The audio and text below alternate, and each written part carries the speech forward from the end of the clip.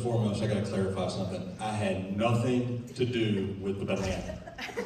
The banana peel, I think the name you were looking for was Chris Krigler. I'm not pointing anybody out at this moment, but it was Chris Krigler. All right, I'm just throwing it out. I don't want there to be any confusion there. Whew, man, I feel so much better being up there getting that off my chest. Whew.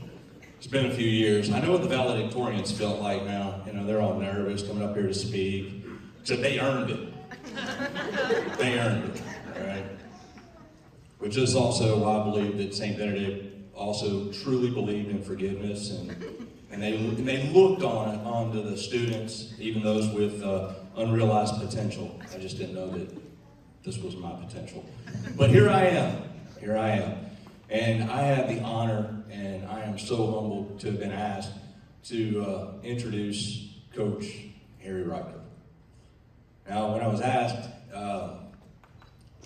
you start running through your years at St. Benedict, which, although we were only there for 4 through high school, it seems like the stories and the impact that our faculty and our staff have on the students in ways that we didn't realize in those moments.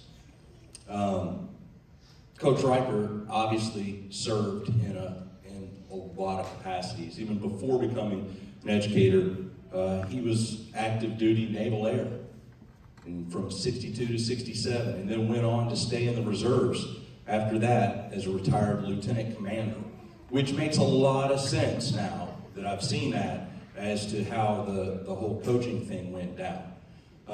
Coach Riker had many terms of endearment that he would use with his players. I see students out there now that had him in math class, and you truly understand what I'm talking about.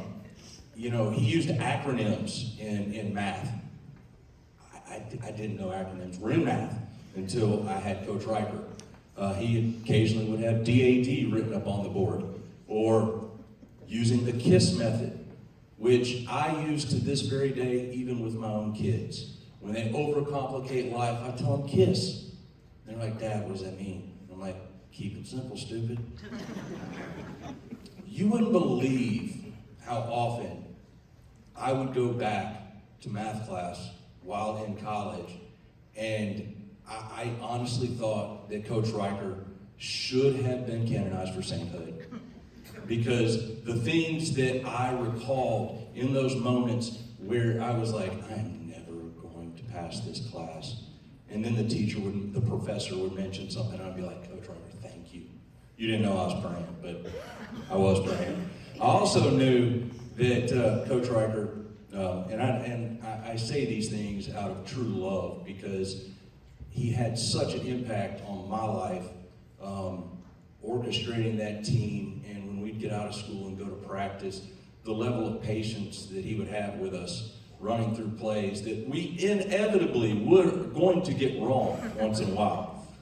But yet, we'd run it again, and we'd run it again.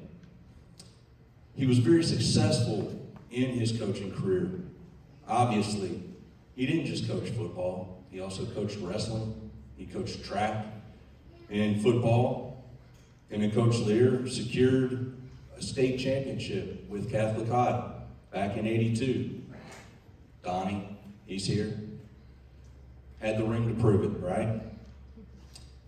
And I also know that he was fully involved.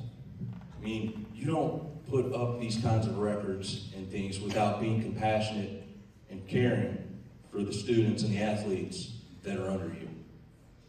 He had I was class of 95, our 93 season, we went undefeated 10-0. It was a wonderful thing. In 97, coached the team. They went to football state runner-ups here at St. Benedict. In 94, Coach was, he was the Memphis Wrestling Coach of the Year. Now, something about wrestling. I personally was not a wrestler. However, Coach told me one day, hey boy, how much you weigh?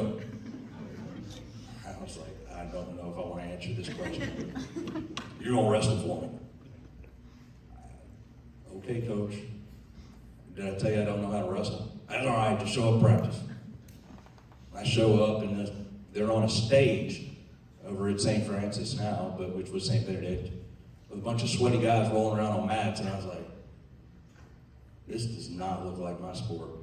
But yet he had faith anyway, and would put me in. I thought I was just taking forfeits. However, that wasn't the case at all. But he believed and still let me get involved. He also coached the track team.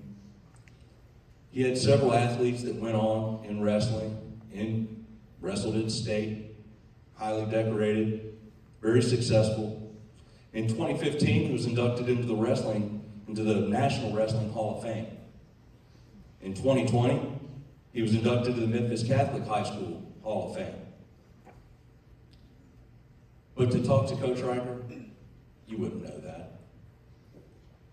But you saw his passion through what he did. And it was a beautiful thing. And one of the things that, if the A's are looking for any type of pitching coaches or anything, Coach Riker has laser precision with erasers and chalk. Ask Jim Bouchard, who constantly fell asleep in class. That man could whiz an eraser or a piece of chalk and wake you up just like that. I'm telling you, Bouchard probably still has a few dents in his head, but he deserved it. See, a good coach can change a game, but a great coach, he changes lives. Coach Riker changed lives. And one statement that Coach Riker always made that stood out to me was that, now that I've looked more and deeper into the Bible, I knew this was a man of faith. In Matthew 19:14, Jesus said, "Let the little children come to me." Coach Riker lived it every day because he would say, "Damn it, boy, get over here." That's true. So I do know that's true. His daughter Suzanne and Dr. Mike Riker, I had the privilege of going to school with both of them. His family obviously means a lot to him. And obviously they were very intelligent. I mean, you had to be, I would imagine, especially mathematically, right? But all that being said, just please join me in congratulating Coach Riker on his award, being inducted into the Hall of Fame, and invite him to come to the stage and give you a few words.